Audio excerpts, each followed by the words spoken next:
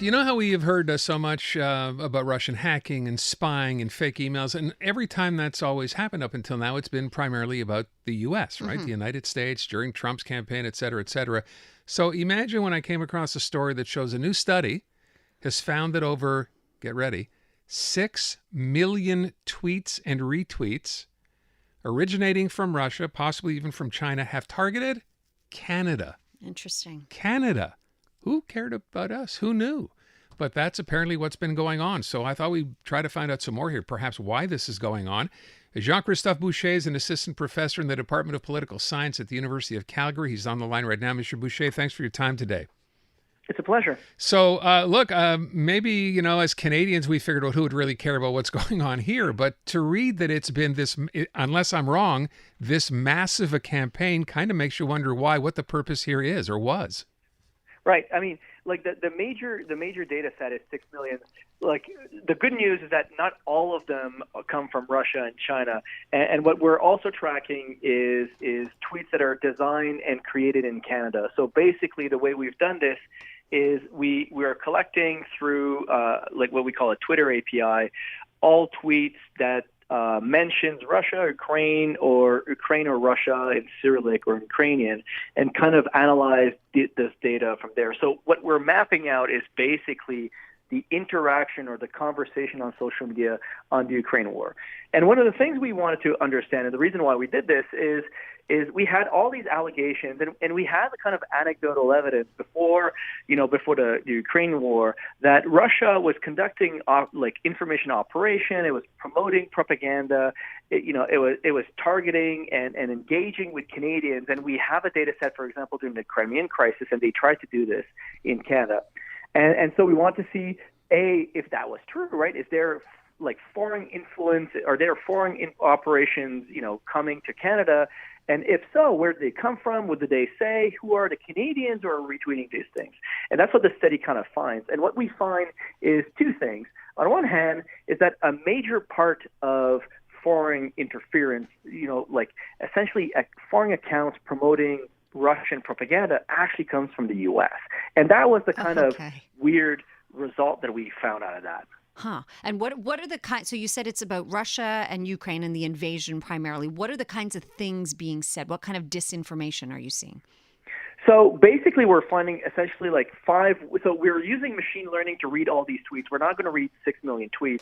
So we use like AI to kind of read those, and we have a pretty sophisticated way of doing this.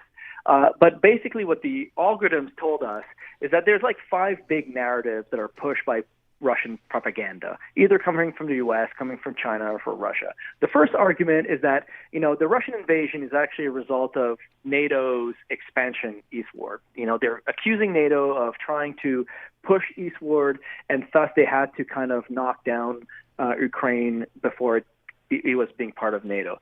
The second argument is also attached to NATO is that NATO is waging a proxy war against Russia, using Ukraine as a way to kind of covertly wage war against Russia.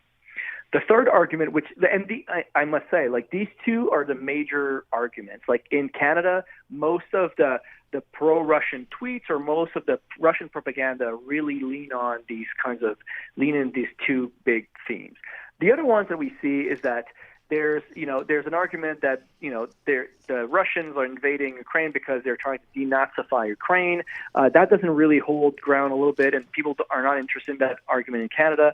And the last two are kind of associated with mistrust in institution. And here, there's a broader, big argument, mostly on the left, about how the war in Ukraine is the consequence of globalist elites, fomenting dissension and conflict in ways to profit from the war.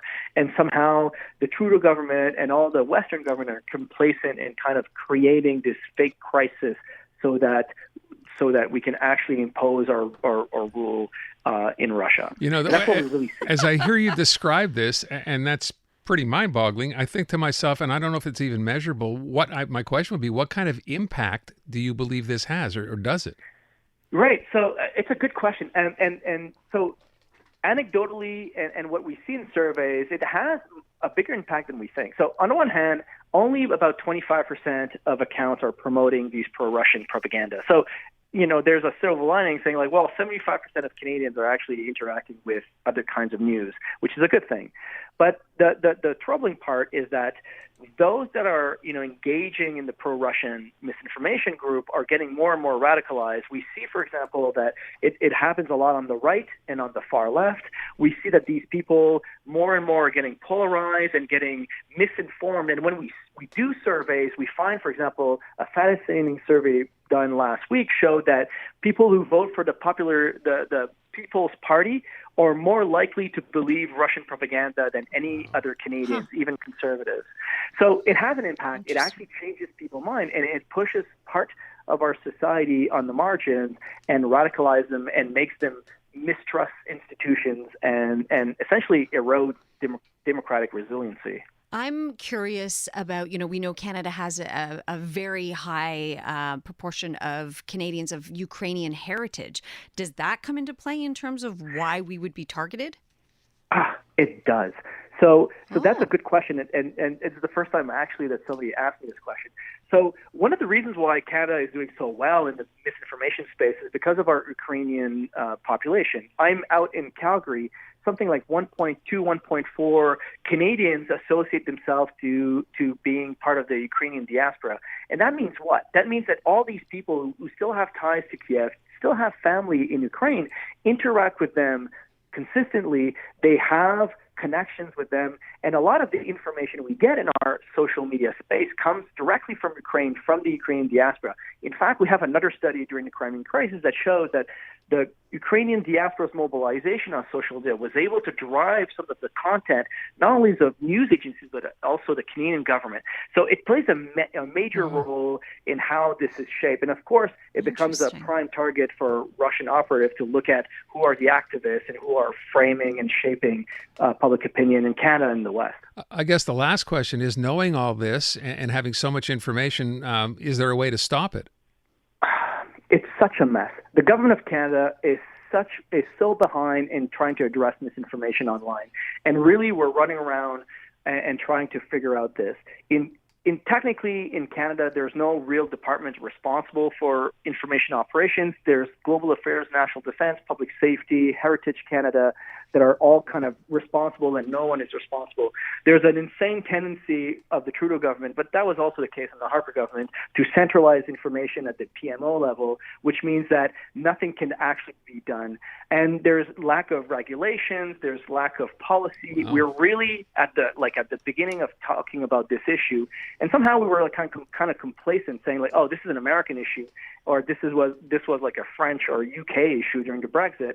But now we're seeing more and more that it actually drives things, right? We've seen during the COVID pandemic how, information like created, vaccine hesitancy in Canadians. We saw during the Freedom Convoy how social media could be used to be mobilized issues.